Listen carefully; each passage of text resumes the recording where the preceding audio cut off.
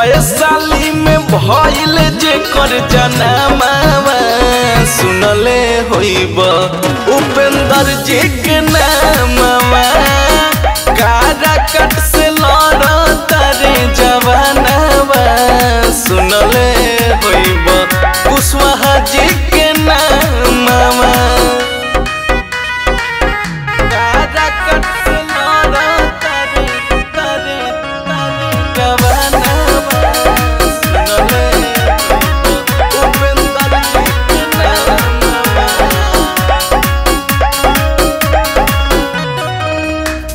निका के मिलल बाटे गैस से सिलेंडर निशानवा ओही जे लगई मोहर जहाँ होइन कर नमवा।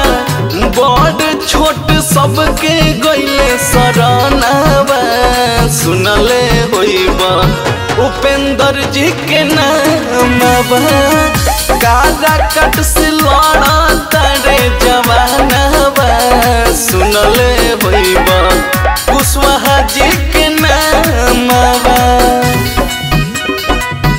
काराकट से लड़ता रे जवानवा सुनले उपेंद्र जी के नामवा।